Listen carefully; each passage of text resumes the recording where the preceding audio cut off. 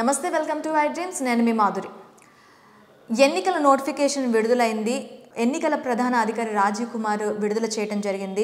ఇక ఆంధ్రప్రదేశ్ తెలంగాణకు సంబంధించి ఆంధ్రప్రదేశ్ అసెంబ్లీ పార్లమెంట్ అలాగే తెలంగాణలో పార్లమెంట్ ఎలక్షన్స్కి సంబంధించి నోటిఫికేషన్ విడుదలైంది. ఈ ఎలక్షన్స్ అనేవి మొత్తం దేశవ్యాప్తంగా 7 విడతలుగా జరుగుతున్నాయి. మనకి 4వ విడతలో ఈ ఎలక్షన్స్ అనేవి జరగబోతున్నాయి. ఇకపోతే నోటిఫికేషన్ వివరాలు తీసుకున్నట్లయితే ఏప్రిల్ 18 నోటిఫికేషన్ విడుదల చేస్తారు. అలాగే ఏప్రిల్ 25 నామినేషన్కి మొదటి తేదీగా నిర్ణయించారు. ఏప్రిల్ 26 స్క్రూటినీ ఉంటుంది. ఏప్రిల్ 29 నామినేషన్ని ఎవరైనా విత్డ్రాల్ చేసుకోవాలనుకున్న వాళ్ళు 29 లోపు విత్డ్రాల్ చేసుకోవాలి.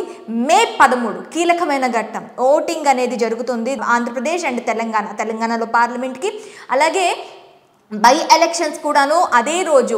మొన్న లాస్య నందిత చనిపోయింది కదా, ఆమె ప్లేస్లోనే ఇప్పుడు ఆమె చెల్లి టికెట్ ఆశిస్తున్నట్టుగా, నివేదిత టికెట్ ఆశిస్తున్నట్టుగా తెలుస్తోంది బీఆర్ఎస్ నుంచి. సో ఆ స్థానానికి కూడాను ఇప్పుడు ఎలక్షన్స్ జరగబోతున్నాయి. సో అదే రోజు మే 13న మనకి ఎలక్షన్స్ పోలింగ్ అనేది ఉంటుంది. జూన్ 4న కౌంటింగ్, అదే రోజున రిజల్ట్ కూడా ఉంటుంది. జూన్ 6వ తేదీ టోటల్గా ఎన్నికల షెడ్యూల్ కంప్లీట్ చేసుకొని ఉంటుందన్నమాట. కంప్లీట్గా మనం తీసుకున్నట్లయితే ఈసారి ఎలక్షన్స్కి మళ్ళీ కూడాను కీలకమైనది మహిళా ఓటర్సే ఉండబోతున్నారు.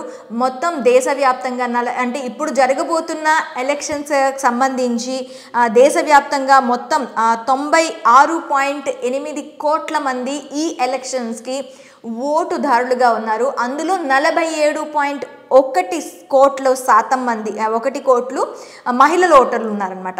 టోటల్గా తీసుకున్నట్లయితే నియోజకవర్గాల వారీగా కూడాను మహిళా ఓటర్లు ఇప్పుడు ఎక్కువగా ప్రభావితం చేయబోతున్నారు. మనకి లాస్ట్ ఎలక్షన్స్లోని కానీ ఇప్పుడు తెలంగాణ ఎలక్షన్స్లో తీసుకున్నట్లయితే మనకి ముఖ్యంగా అప్పుడు మహిళలకి ఎక్కువగా ప్రాధాన్యత ఇవ్వలేకపోవటమే ముఖ్య కారణంగా అప్పుడు బీఆర్ఎస్ ప్రభుత్వం ఎలా కంగుతిందో మనం చూడొచ్చు. ఇప్పుడు ఇంతకు ముందు కూడా వైసీపీ ప్రభుత్వం 2019 ఎలక్షన్స్లో మహిళలకి ప్రాధాన్యత ఇచ్చింది. మొత్తం తీసుకున్నట్లయితే 2019లో మహిళలకు 2 ఎంపీ స్థానాలు ఇస్తే ఈసారి 2024 ఎలక్షన్స్కి వచ్చేసరికి 3 స్థానాల్లో ఇవ్వబోతుంది. ఇక ఎమ్మెల్యే స్థానాలకి చూసుకున్నట్లయితే మహిళలకి ఇంతకుముందు 15 స్థానాల్లో ఉండేవాళ్ళు, వాళ్ళు ఇప్పుడు 4 స్థానాలకి పెంచారనమాట. ఒకటే కాదు, అంటే అప్పుడు 15 మంది ఎమ్మెల్యేలే ఉన్నప్పటికీ కూడాను అందులోని మనకి కీలకమైన పదవులు, ముఖ్యంగా హోమ్ మినిస్ట్రీ తీసుకున్నట్లయితే 2 విడతల్లో కూడాను ఫస్ట్ టైము మేకతోటి సుచరిత గారికి ఇస్తే తర్వాత తానేటి వనిత గారికి ఈ హోమ్ మినిస్ట్రీ పదవులు ఇవ్వడం జరిగింది. కీలకమైన పోస్టుల్లో కూడాను వైసీపీ గవర్నమెంట్ అనేది ఇంతవరకు కూడాను వైసీపీ పార్టీ మహిళలకి పెద్ద అజెండాగా ఇవ్వటం జరిగింది. బీసీలు మనకి తీసుకున్నట్లయితే బీసీ ఓటర్ల సంగతి తీసుకున్నట్లయితే మనకి ఎక్కువగా శాసించే వాళ్ళు మహిళల తర్వాత బీసీ ఓటర్లనే మనం చెప్పుకోవాలి.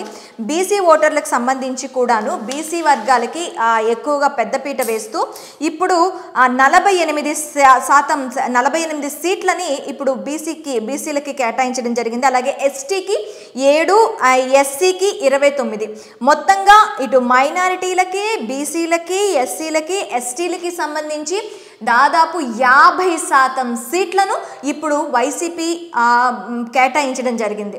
వీళ్ళు అంటే ముఖ్యంగా ఎక్కువగా మనకి ఉండేవాళ్ళు ఆంధ్రప్రదేశ్ రాష్ట్రంలో మనకి కీలకమైన ఓటుదారులు బీసీ వాళ్ళు. సో ఆ బీసీకి సంబంధించి దాదాపు 48 సీట్లను కూడా కేటాయించడం జరిగింది.